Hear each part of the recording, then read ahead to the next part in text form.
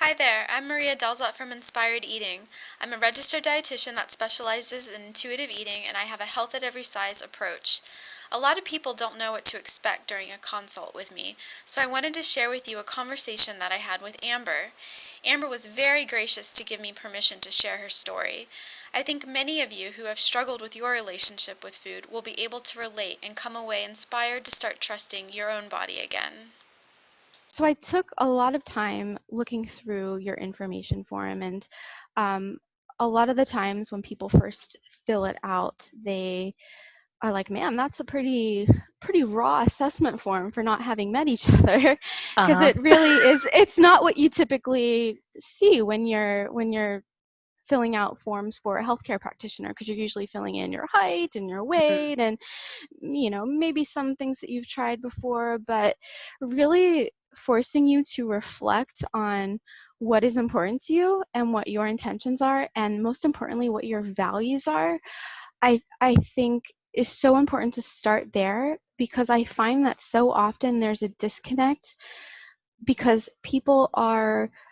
they lose track of their values because they've been so immersed in diet culture for so long that, unbeknownst to them, they're no longer living in alignment with what they value most in life, or how they want to live their life. And so before even starting a consult, it's almost an exercise before we even speak formally. And so before I ask a couple follow-up questions, what did you think when you filled this out, or did it prompt any thoughts or feelings for you, or is there something that you want to add to what you told me?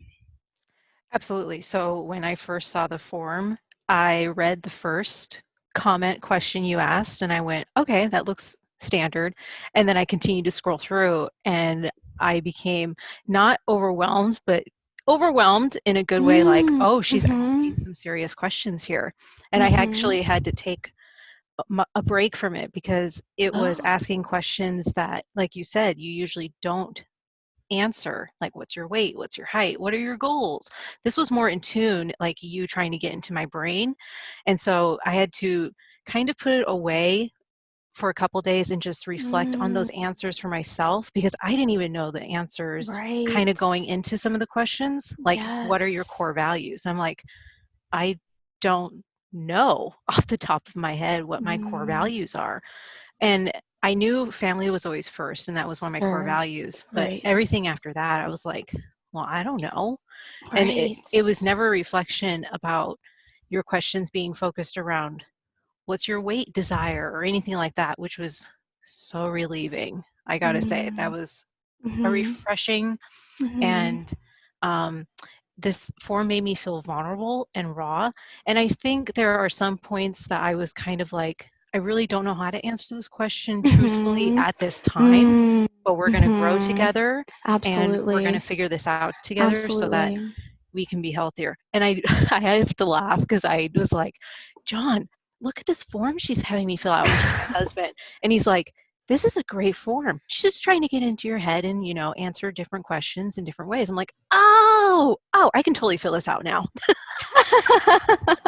John, great John. And it's funny because I'm not trying to get into your head. Of course I'm trying to learn who you are Exactly. and what you're but I want you to get in your head. And it, And it totally did that.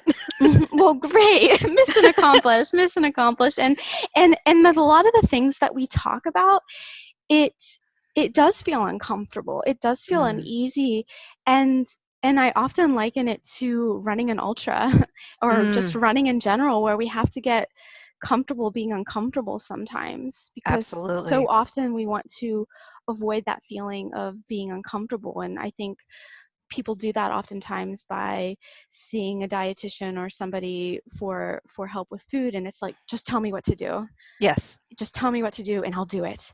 Hmm. And it's a lot harder to be like, wait a minute, I don't know the answers, I'm not the expert of you. And so it puts a lot of um, not independence, but oh, what's the word I'm looking for? To be current, I felt like it was like hashtag adulting moment in my life, like Mm, kind of stepping up to the plate. yeah, yeah, absolutely, absolutely. So, I have a couple follow-up questions, if that's okay, to dive Yes. a little even deeper. And I would love to learn, Amber, a bit more about how you said that you've stopped weighing and measuring your food. At the Hmm. time you wrote this form, you said about a week ago. Hmm. And you said it was ultimately something that was really scary, but it proved to be more beneficial than you ever dreamed it would be. Hmm. And and this is a two-part question, so Hmm. we'll go slow. And I first want to know what prompted you to stop weighing and measuring your food. I know you've taken, this isn't the start of your journey. You've been on this journey to being a more intuitive eater and a more confident eater for a while now. But what was it that prompted you to stop weighing and measuring your food? I think I got overwhelmed and just honestly tired of Mm, always needing that control in my life. Like that was mhm, starting to become an unhealthy control. And I mhm, could just foresee this cloud that was always upon me like, okay, I need to measure mhm, half a cup of my oatmeal. I need to measure 2 tablespoons of this. And it mm, was just becoming so frustrating, especially yes. when it came to you feel like you're doing the work, you feel like you're doing the workouts for extra credit, and then it's like you step on the scale whatever day you want to step on the scale if you so desire so, and you don't see the fruits of your labor in that one unit of measurement and you're just beaten down by that. So a Mhm, part of me wanted to just start relying on my intuition. Do I need a little more oatmeal that day? Sure, it looks great. Do I not want as much bread today? Sure, why not? I don't feel as hungry today. I just wanted to start realigning what I used to do as a kid, which was like, mm, do I want mhm. a sandwich? It sounds lovely. Let's have a sandwich. Great. And it ends there, right? Yes. It's done. It's done Yes, until the next meal. What do I want? exactly. That sounds good. I'll eat it and then I'm done, right? And I'd almost argue, because you said that it started to be an unhealthy control, I would Mhm. almost argue that there was never any form of control there. The food, the rules that you were engaging in had control over you. Oh, that's great. I would agree with that. Yes. And I think that what happens is with diet culture, and you've heard me talk about my disdain for diet culture for a while now, and ultimately what diet culture teaches us is that we can't trust ourselves, that Hmm. you are unable, for whatever reason, you're down the road, because we weren't born this way, as you just said, you can't trust yourself, you can't make decisions that are best for you, so you need to be told who, what, when, where, how you should be eating.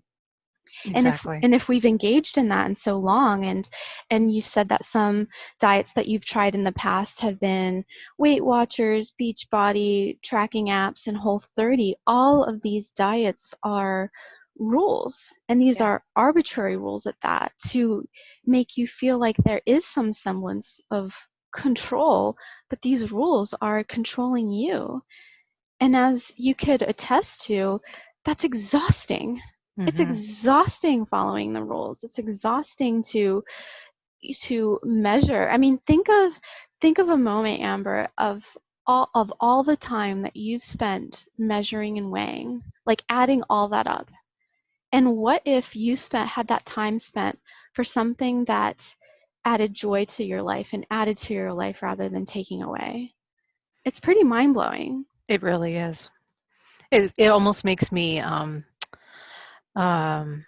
not sad, but just kind of like I missed out on so many things Mm, sometimes. Like mm-hmm. I wish I had not been as restricted sometimes. Like Sure. it's okay to enjoy your food and its nutrients for your body. That's all it is. And yeah, some foods are more nutrient dense than others, but our body is amazing. It's going to figure Mm, itself out. And absolutely. this healing process is um, it's so gratifying in its own Mm, unique way, and mm-hmm. it is also challenging because it's like you still second guess yourself on the Mm-hmm. silliest little things that Mm-hmm. this society has ingrained in us, like, oh, I can't have this cookie because I'm going to get fat.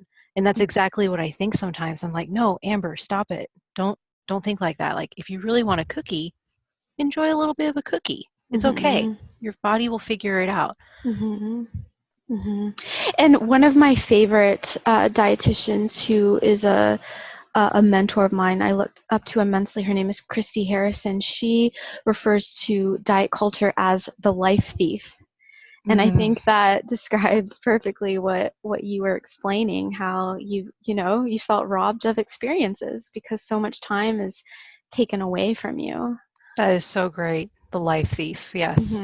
Christy Harrison, she has a book which I recommend to everybody, and it's actually a good segue into the last thing that you mentioned about fear of getting fat for eating a cookie, where the the automatic thought goes to that. The beginning of her book, again, that's called Anti-Diet, she actually talks about the history of fat phobia and why we live in such a fat phobic society, and where this diet culture kind of brought about its thin ideal, this arbitrary thin ideal that we're all, in quotes, I'm using that, striving to look like. And so if you're interested in learning, where do these ideas even come from? Like, who decided them? It's a really great place to learn a bit more about the history. Oh, I like history stuff. That sounds amazing. Yeah, so you'll have to let me know if you get your hands on a copy of that, because it's definitely worth your time and investment, really, because it's honestly something that I go back to a lot. So yeah, I would definitely check that out. Um, and so talking about, worrying about getting in a bigger body, and I don't, and oftentimes when people say the word fat, it does bring about an uncomfortable feeling. Mm. Um, and I use fat as a descriptor. A fat is body size. It's means nothing more than that, but that word has got to be so stigmatized and so much meaning. And so I think something, again, this is something that's uncomfortable, but I think something that would be important for you to do is to examine your own inner fat phobia, because at the root of what your concern is, which is that you want to look in the mirror and see the person that you feel like on the inside, there's this ingrained fat phobia or fat stigma that is flexing its muscle, so to speak. That when you see yourself, you're seeing yourself with the eyes of diet culture and not with the way that you see yourself. I love that. That's going to be something I'm going to need to work on, but I love the idea of dismissing that idea of, okay, removing the diet culture. How do I feel? And it's hard. It is hard. It will be hard, but it'll be so worth it. And it's like, and I often liken it to, it's this muscle that you've been building up for years, maybe decades. And so that muscle is always so strong. Like Mm-hmm. every time you look in the mirror, there's an automatic negative thought. Oh, why aren't my, why don't my arms look like they would want to look? Why does my stomach look like this? Why don't my legs look like I want?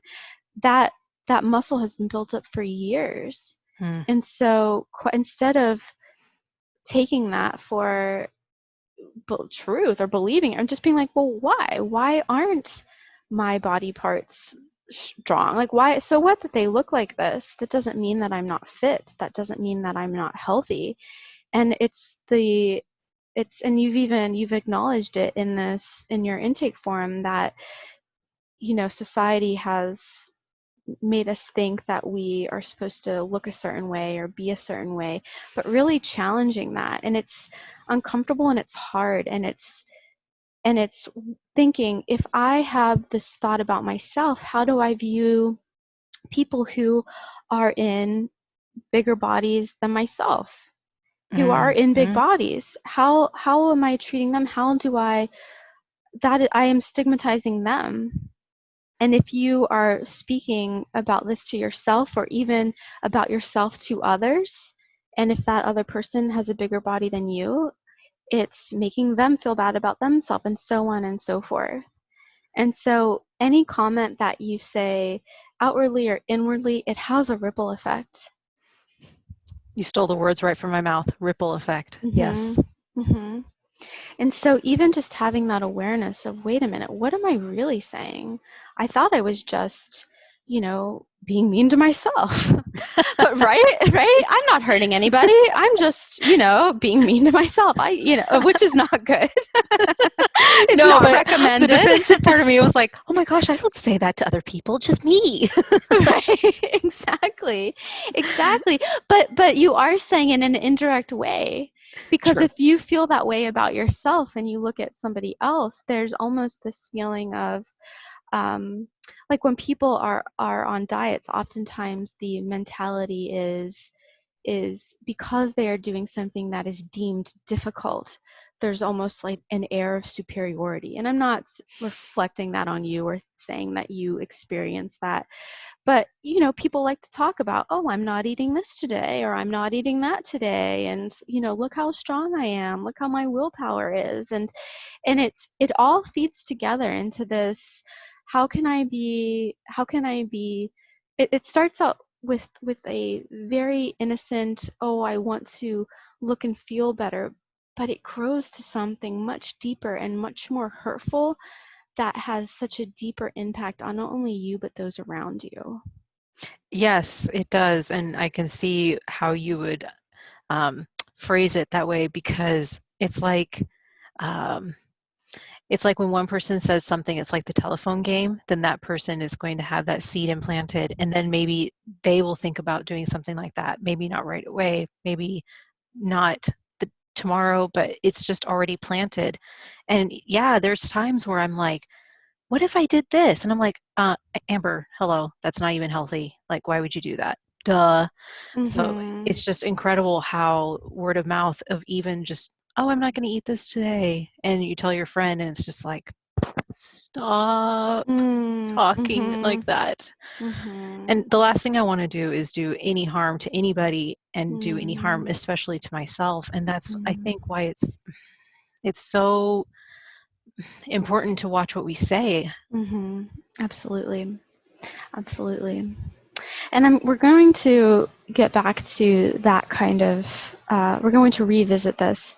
I have another follow-up question that Mm-hmm. I would like to ask you, and it is, you mentioned that you are no longer using MyFitnessPal for tracking calories or nutrients in a certain food group, but you are still using it. And I'm curious, what is the benefit of using MyFitnessPal to you now? For me now, currently, it's just to ensure that I'm getting in enough calories, or Mm-hmm. just make sure that I think for me, it's just to make sure I'm getting enough calories in. I don't deprive myself of calories. Mm-hmm. I do the Mm-hmm. exact opposite. But No, I'm gonna stop you. That's an automatic negative thought, thank you. right? That's an That is automatic negative thought. And I'm gonna stop and cut you off every time because we're gonna bring an awareness to this. So we're going to replace it with something positive. So say something positive that you've been doing for yourself. I've been tracking in a positive way my food intake just by listening to my body. Okay. Okay, continue. Thank, thank you for calling me out. That's really Absolutely. important. Absolutely. I gotta say, that kind of made me blush. Oh. Like Hey, Maria's calling me out. I love that's what I it. do. But I think the main goal is just to see how I feel at this amount of caloric intake. And I've noticed the more I'm adding, the better I feel versus Mm-hmm. their guidelines on what they think I should be eating, which is just not healthy for me. So Mm-hmm. I don't know how Absolutely. long I'm going to use it. Mm-hmm. I may drop it one day, but it's just another stepping stone, I think, that I'm taking for myself right now. Gotcha. Understood. And I think, and this really caught my attention because, and I like that you said it's a stepping stone and you're not sure how long you'll continue doing that. And what I see in the future, and whether we continue working together or not, or you doing it on your own, your use of a tracker, even though you're using it for different reasons, it's still an example of how you don't trust yourself, how you're not trusting yourself to eat enough, even though you're not using it for deprivation purposes, but you're not trusting yourself to check in and say, okay, without looking at any numbers, and saying, what do I need right now in this moment on this day? And it's a hard step to let go of that. It's like somebody's still holding your hand, right? Yeah, absolutely. And so that is something that I envision, that if we meet again in the future, or if you want to continue on this conversation together, is letting go of that piece, because that just tells me that there's some major reinforcements that are missing, that are causing you not to trust yourself to decide if you've had enough. And it might be certain cues, it just might be something that we haven't even discovered yet. And so I think that would be a very huge piece for you. And talk about freedom, right? Mm-hmm. Because there's still that tracking there, and that's still time being taken away from you. Gosh, that's just, my mind is blown right now because I never thought of that. And it just, it makes me so, I don't know. It's just, when your mind is blown so much that you're kind of speechless and the light bulb Mhm. literally turns on above Mhm. your head. That's Mhm. exactly how I feel right now. Like, Mhm. Mhm. whoa, I never thought about it like that. Mhm. Mhm. And usually the initial consults, it's a lot of um, it's a lot of introspection. It's a lot of thinking, oh man, I haven't thought of it this way. I haven't, like, it's a lot of those moments, and it can be overwhelming. And, and I always tell people, if you get off the call with me and you're like, what the hell just happened? Like, reach out for a follow-up, like, because it's a lot to, no pun intended, to digest. It's a lot to take in at one time, especially if this is work that you're new to or haven't been exposed to. And so again, to be kind of stripped raw right off the bat, it can be very emotional. And so letting yourself feel that, and don't feel like you're alone in your feelings, I guess is my point, Amber, that people feel just it's just so often you're being exposed to something that you haven't thought of before, because it's so contrary to the society that we live in. The paradigm has shifted so dramatically. We don't know what to think about it yet. I like that word, yet. But Right. yes, emotional was the word I was going for. So thank you for saying that. But yes, Absolutely. that's exactly how I feel, not even half an hour into this yet. Yeah. Right. but a good emotional, like, Right. whoa, and Mhm. like, whoa, Mhm. okay, I'm Mhm. ready to do the work, because I don't want to live my life like this Right. my entire life, Right. Right. always feeling like I'm depending on something. Right. Absolutely. Because you are in charge. And I can't stress that enough. Notice I didn't say you're in control, because there's a lot of stuff that Mm. we're not in control of, especially right now amidst a global pandemic, right?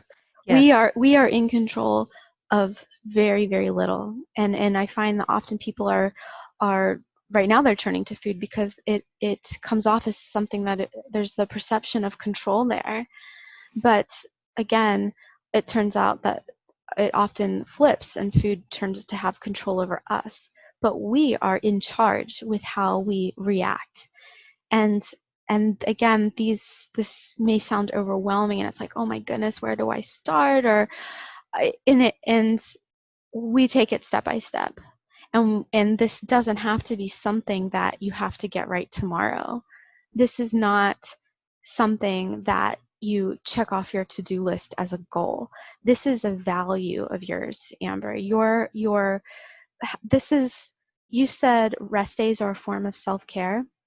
And Mm-hmm. I wrote in my notes that also eating is a form of self-care. Mm-hmm. And so I challenge you to start thinking about your eating and your relationship with food as self-care. Will do. And That's sorry, go ahead. amazing. No, Mhm. that's an Mhm. epiphany moment right Okay. there. Mhm. Thank you. Absolutely. And to change it not into a goal, like my goal is to eat healthy. This is a value of yours. And the difference is a goal, you check it off your list, right? I crossed the finish line, that race is over, goal achieved, I took out the garbage, done. If a value of yours is to be honest, you don't tell the truth one day or don't lie one day and be like, okay, I'm done, right? You work Right. on honesty all day, all the time. It's something that's always available to you. Sometimes we screw up. Sometimes we screw up bad. Sometimes we are honest, and it's something that we nurture and that we cultivate. It's ongoing. And so by looking at your eating as a form of self-care, it takes off that restriction of I got to get this right. I've got to it takes off the parameters of okay, from June to July, I'm going to make sure that I eat according to my hunger cues. I mean, that's a diet. That's putting rules around how you should be eating. Very true. Very true. Yes. Sorry, it's just enlightening right Yeah, now. no, don't apologize. No, you It's can take a moment. yeah, And I I like don't, yeah. I like your food puns, by the way. Oh, Digesting it. Yes. You thank can bring you. those all day, every day. Okay, awesome. Well, noted. I'll write that down.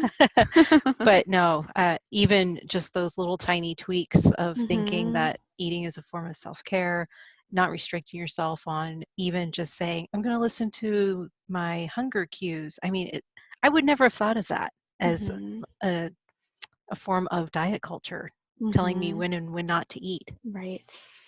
And again, that's why I do a values driven approach, because if you can always always turn back to your values whenever you find yourself in a pickle, or I don't know what to do, or I have these conflicting whispers in my ear and I don't know what to turn to, go to my values. What are my values? And that list of values that you made, it can change, especially after this conversation. I have people that they couldn't even make their list, and it's been 6 months now, and they turn back to their values list over and over and over again. It is a grounding, they're our guiding light. That's why we live by values. And so whenever you feel stuck or caught or get in that mentality that has been flexed for so long, your values can help you get out of that. And when you look at eating as a value, it helps put it in perspective so much. Gosh, that's so true. I love that. I Mhm. really do. Mhm. Mhm.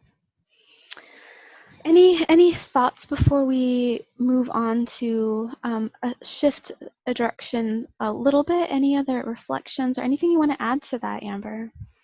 Um, as you've been talking, I've just been kind of reflecting about my life and how long I have been in that diet culture. And I know I wrote down that I've been doing some type of diet since 2003, and that's pretty much ever since I Mhm. did my cosmetology degree back in 2003. So I was Mhm. surrounded a lot by Mm. that got to be thin Mhm. and fit hairstylist Sure. kind of thing. But I reflect on my life before that, and it was simpler in terms of Mm. how I view food. I never viewed food as anything other than food. That's Mhm. all it was. And it, like you said earlier, it was a form of self-care, but I didn't treat it as something that was on a pedestal, like, can I have Mm. pizza today? Can I have Mhm. these cookies? And Mhm. it's just something that I aspire to be doing Mhm. again. And talking with you about this is beyond helpful. So Mm. I really appreciate it. Oh, absolutely, Amber. I mean, it means everything to hear that. And the exciting thing is that you can get back there. You know what Yes. it feels like. You were there. Yeah, absolutely. And what's really cool is uh, I had really great parents growing up, and oh my goodness, the tears are starting to come. Hey, that's Um, okay. That's they okay. they never pressured me on Mm-hmm. anything like that, and Mm-hmm. so I know it's there somewhere. Mm-hmm. Yep. Absolutely. I know it's there too. And I'm on your team to help you. Again, whether we I don't want you to feel pressure at all, whether we continue on or not, I'm here to help support you in this. And look at all the work that you've done already. That's what's amazing, right? You've already Absolutely. gotten yourself out of the kind of the curtain. You've gotten yourself out from under the veil of diet culture. And Slowly. Yes. now, Every so day. Yeah. yeah. And so you basically, I think of it as you bought your toolbox and now we just need to fill it with tools. And that's how I see it. Let's do it. Yeah. I'm ready to fill my Okay. toolbox, Okay. man. Like some people don't even know they need a toolbox. And that's what's really challenging, I right? got my girl toolbox. It's all good. Yeah. But some people are like, no, everything's fine, nothing needs to be fixed. I'm fine. And then when they, when something does happen, and my metaphors is growing, but I'm using, I guess I'm using as when diets fail and you need to patch whatever was broken, the tools aren't there to kind of put the pieces back together. Absolutely. Oh my goodness. So true. And this is something that I've been trying to figure out for a long time. And John can even attest to this. It's Mhm. like when I started my last diet culture Mhm. and diet, let me, Mhm. I lost a whole bunch of weight really quick. So proud of myself. And then I don't know what happened, but it slowly started to increase. And I think what you and I can work on together is not why it happened. If we need to dive into that, I don't know why it happened, but just focusing on like, it's okay to accept the body I am now, because that is Mhm. so challenging for me right now. And I, I'm so tired of feeling defeated about my appearance Mhm. and not having that correlate with how I feel on the inside, which I know is what you and I have talked about Mhm. on the Mhm. form. Mhm. But yeah, Mhm. And I'll tell you why it happened. please. Diets don't work.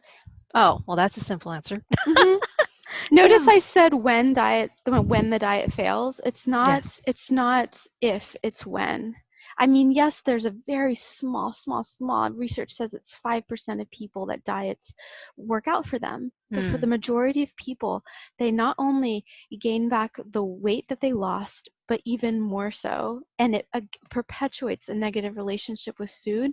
And I forget what the percentage is, but a predominant amount of people who are on diets progress to full-blown eating disorders. And so it's very counter, we start diets to be healthier, but in the end it really makes us more unhealthy. And it's not a catch 22, but it's just so counter to what our intentions were.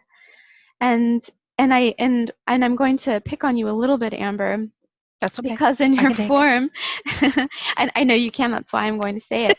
In in your form you said, I I tried okay, the question is, which of these things worked well for you, meaning the diets that you have tried before? And you said all of these worked well in the beginning, Mm, but ultimately I found them too hmm restrictive and not able to sustain long term. And hmm so I'd argue that did they work? Good question. No. Mhm. The sample answer is no. It Mhm. didn't work. I mean, like Mhm. you said, there was that short time frame when it did work, and it's so funny that you mentioned that, because when I'm looking back at everything that I have done, yeah, it may have worked for X amount of months, maybe a year or so, but then ultimately maybe I got to my goal, and then I was excited to think that I could just eat whatever I wanted again, or um, I lost a whole bunch of weight and then I Mhm. continued doing it, but then slowly something shifted and it proved to not work because it was too restrictive, and I got tired of not being able to eat, and my hair would fall out. Yeah. My I hair mean, literally fell out. so, and what part of that is healthy? Nothing, and Nothing. I miss my Nothing. hair. Absolutely. Yeah. And nothing was learned at that time. I'd argue that No. it didn't work at all because the end goal is to be healthier. You're Mm. saying it worked because you were losing weight. Well, that wasn't making you healthier. So No. I'm arguing that it didn't work at all. It was making you preoccupied with food. It was making you learn to not trust yourself or to question your needs and your wants. And you weren't honoring yourself, and in turn you, because of the restriction, you were not only seeing mental declines but also an actual physical decline Yes. of proof that your body wasn't getting what it needed. And so I'm going to challenge and say that not one part of that was good. I agree. I do. And looking back on it, I can totally see how it wasn't healthy for me. Mm-hmm. It really wasn't. Mm-hmm. And it's so funny that you mentioned that, because there was a moment in my life a couple years ago which stemmed quite a few months that all I thought about was food. Oh, I got a meal prep for this because I have to eat every 2 to 3 hours because that's what I'm being told what to do. Mm-hmm. Mm-hmm. How unhealthy. Mm-hmm. Yeah, I mean, I just think of how it just is taking away from other things, and Yeah, it robbed one, me of joy. yeah, absolutely, absolutely. And Mm. so, and I think a big thing to work on is your definition of healthy. It's Mm. your definition of healthy because the food that you eat isn't what defines healthy. Your body size does not define healthy. And this ties back to weight stigma and how you perceive fat people, Mm. because you are equating weight with health. And that couldn't be further from the truth. I have some work to do. But that's I- okay. It's an yes, exciting thing. it is an exciting thing. I'm so overjoyed. I really am. I am too. I am too. I feel like we barely scratched the surface. I'm not I done yet know. now. I'm like a little gardener just getting my little seeds ready. I love that. I love that visual. Oh my goodness. Um, so one thing that I want to bring up, and this Mm. is again something that has to do with the way that you feel about your body, and it could be just again a muscle that you've flexed for so long, like that automatic negative thought of being self-deprecating, right? I want to talk a little bit um, about body checking or self-objectification. And so this is, if how often, Amber, would you say that you look in the mirror? Pretty much every time I go to the bathroom because there's a mirror there. Okay. So yeah, Do you, whether it's in passing or not, hmm Yeah. Do you have a mirror around where you work out? No. Okay, that was one of my questions. Okay, that's good. I was I was like, should I tell her to get rid of the mirror? That's being a little baby steps, Maria, baby steps. Okay. No, I don't have a mirror where I work out. Okay, awesome, awesome. And the reason I bring that up is that so often that we, without even knowing it or not, like I think I mean, even myself, just being a human, every time, like something that comes to my mind is when we were allowed in stores. Remember back in the day when we could go like shoe shopping? What was that like? I know. Well, if you can think back and remember, you know how they have like mirrors on the end of the aisles so that you could Oh, see what the yes. shoe, right? And I just, how many times do you look over and body check, right? Like turn over and look. Yes, Yeah. exactly. Yeah, All the time. And think of how we're judging ourselves every time we look in the mirror. that's so Every single true. time we look in the mirror. And so this is something to bring to your awareness, Amber, as you're going through this, as you're catching yourself with those automatic negative thoughts and turning it into something positive. What do you, if every time you look in a mirror, whether it's intentional or not, and you're, um, observing something through the eye of diet culture, I mean, that adds up. And we can sometimes take what we think for truth and it's not. And so a challenge for you would be to just be aware of how often do you glimpse your, as you're walking, as you're running or walking by a car and you see your reflection in the mirror or in the rearview mirror in the car, adding those times up in a day and even thinking, how many times did I self-objectify today? How many times, right? Mm-hmm. And there's a lot of great research about the effects of even taking selfies. Like I always wonder how many times did this person take this selfie until that it was, deemed approved to put out in the world, right? Mm-hmm. And I made so, a rule for mhm. myself about selfies. What's that, Amber? One and done. One and done. I love it. Yeah. Yeah, because like you were just saying, it's so easy to get trapped into the, oh, my chin wasn't at the right level. Oh, I got a Mhm. double chin there. No, no. Mhm. But Yeah. yeah, that one took some time for me as well. So I'm just like, it's okay to allow yourself to be who you are in your selfie. Absolutely. And yes, 100%. And it's who are you comparing yourself to is the Oh, I like thing. that. Yes. And again, this gets uncomfortable, but thinking, do you have a body positive social media feed, Amber? If you're comparing yourself to people in your social media feed that are all one body size, all one, like, and I'm going to put us in a running bubble for a bit, because Mm. that's what it is sometimes. We can get in this Mm-hmm. bubble and we can think everyone looks this way, everyone eats this way, you have to run this much, and it's very constricting, and it's very, oh my goodness, if I'm not doing it this way, I must be doing it wrong, or I must not be a runner. And even going through your social media feed and saying, is this a body positive social media feed? Do I have bodies of all shapes and sizes? And if the answer is no, it's time to get out your gardening gloves and start weeding. I love Right? that. Let's go with that metaphor. Let's start weeding out the people that are making you feel that when you look in the mirror, that is making you feel less powerful or less strong or not fit or whatever, because your body doesn't dictate if you're strong or fit, not in the slightest. There's so much more to you that creates a strong female athlete. And so whoever's telling you that it comes down to your body and what you eat, get rid of them.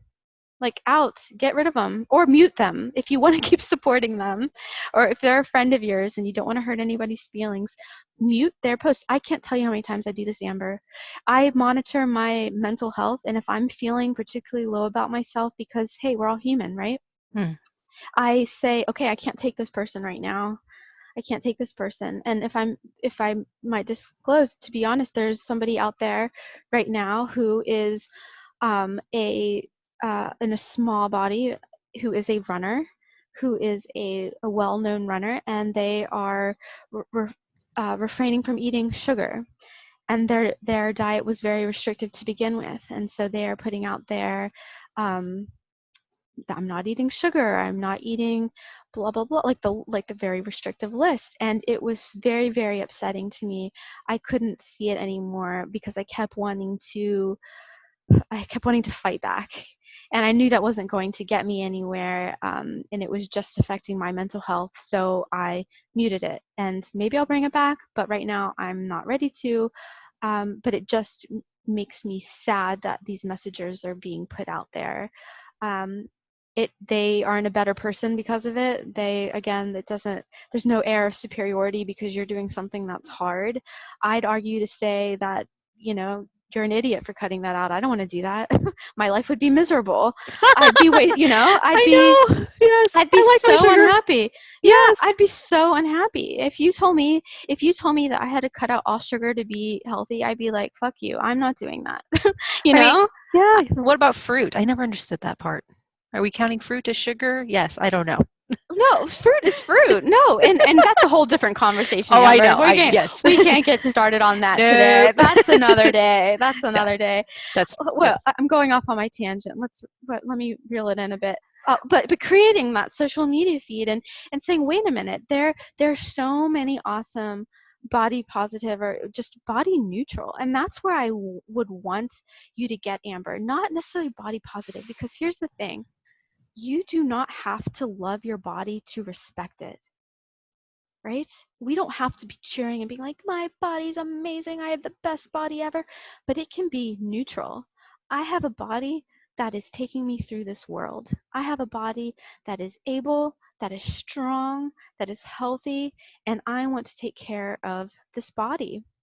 And so going back to that value of self-care and reframing it in those terms, so it can be body neutral. And I've in never it, even thought of that. mm-hmm. I So love that. yeah, so thinking, do I have a big range of people? Because think about dogs, right? There's all different shapes of dogs. There's big dogs and little dogs. The big dogs aren't trying to be small dogs. They're just big dogs and they're little dogs, and everyone gets along just fine. There's no dog that's better than the other. There's not one shape or size, right? We love all dogs, right? Maybe not the mean ones, but you know what I mean. And people are the same way. That's a great analogy. Mm-hmm. Oh my goodness. I just also want to interject that I love Please. that you briefly talked about yourself in a light where you also experience emotions, and it just helps me, and I hope anybody else that thinks that registered dietitians or nutritionists, anybody in the healthcare field always has it figured out, quote unquote, Mm-hmm. because like you said, you're all human. And I think Mm-hmm. sometimes there's that stigma like, well, she's a registered dietitian. Of course she knows how to eat properly, which is not true. Mm-hmm. You're human. But thank you for saying Absolutely. that. Oh, of course, of course. And I am an open book to you, Amber. Anything that I can share, because you know, and I'm even like, nobody has it figured out. And the thing about it is, though, is I'm not trying to figure it out. I am not on the pursuit of perfection, because I know that doesn't exist. That's so accurate.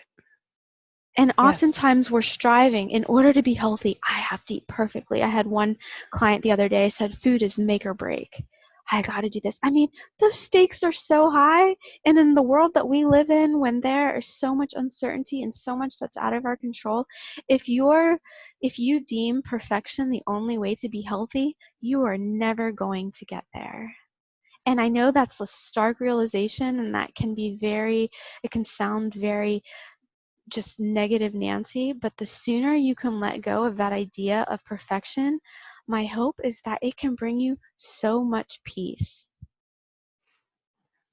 Oh, that sounds wonderful. It really does. Mm-hmm. Yeah. Mm-hmm. And I know it's attainable, which is something that's giving me hope right now. Mm-hmm. And I know that if I just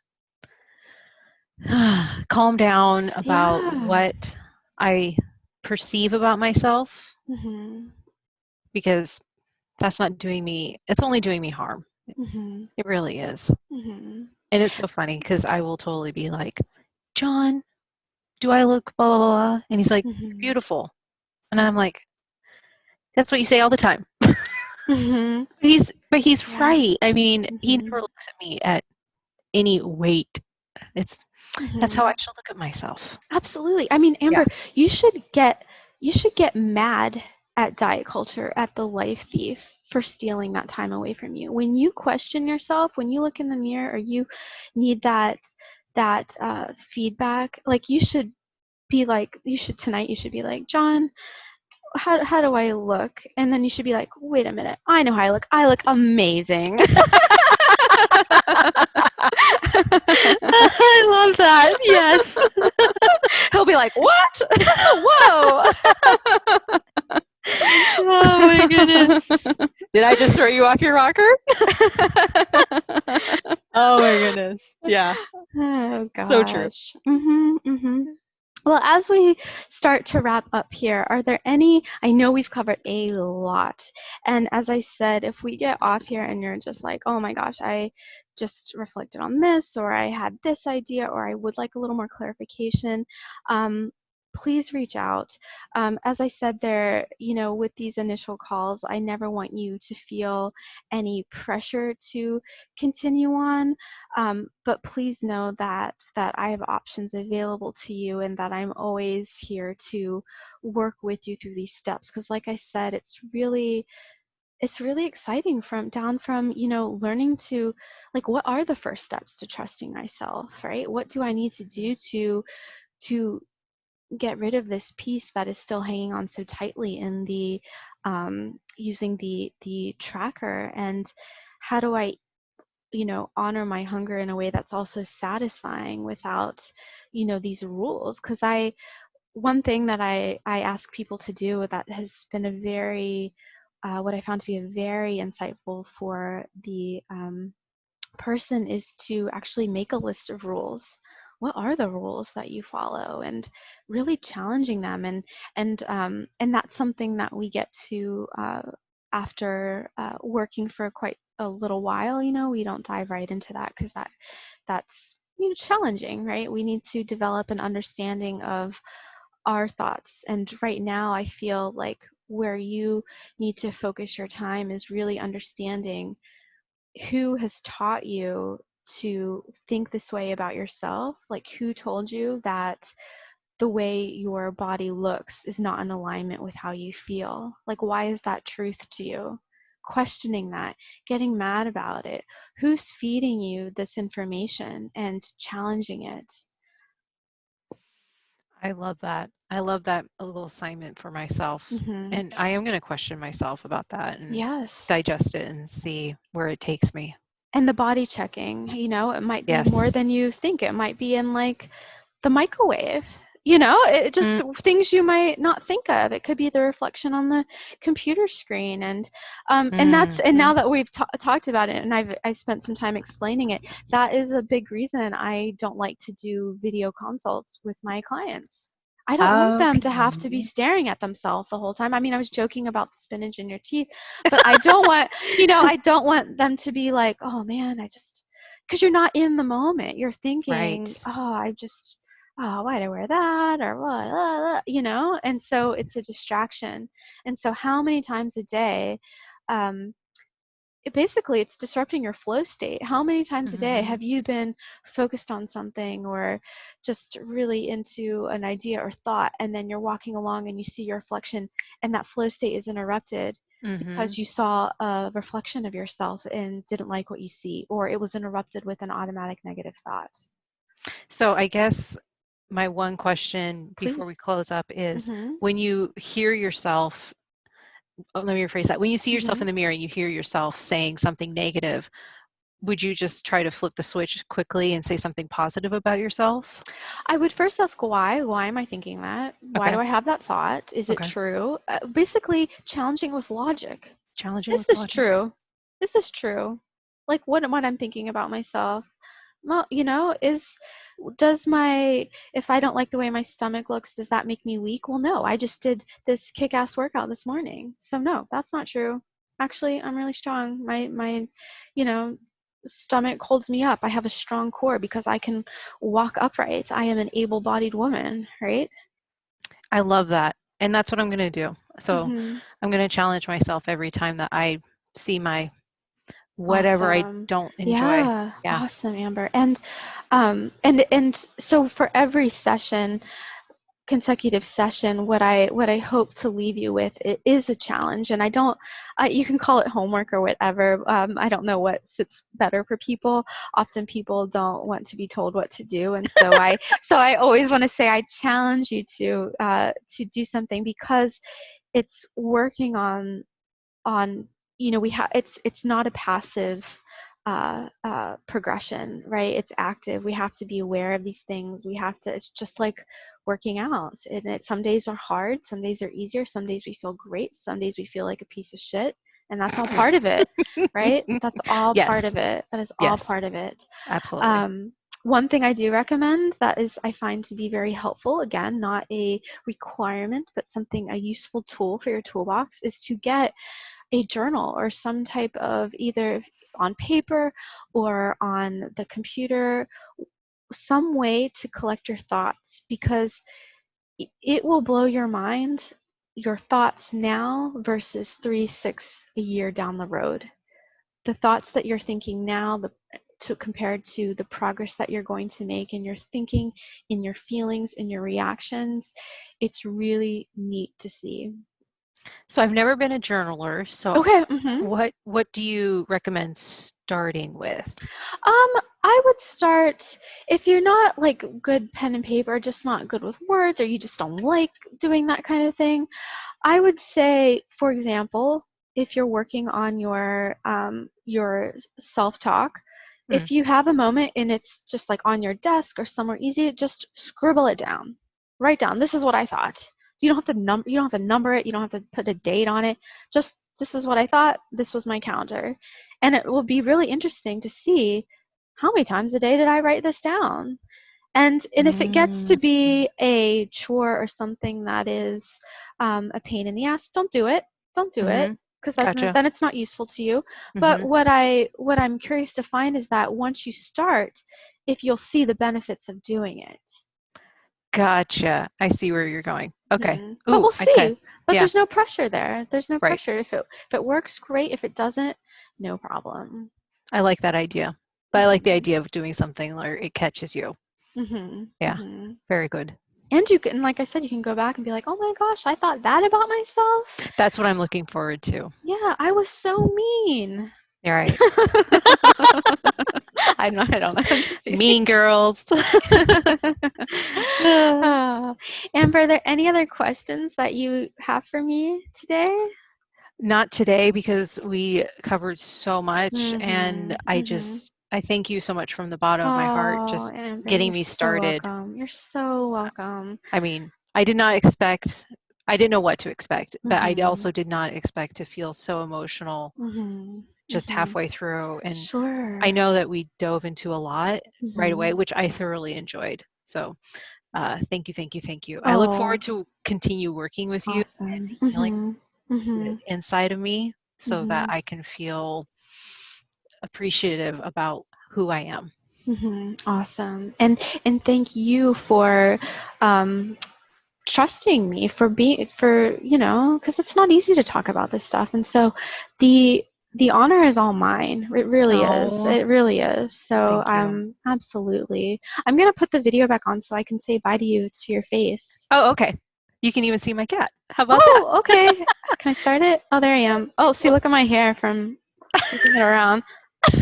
That's okay. Wait, I'm how do I go? I'm supporting COVID top knot.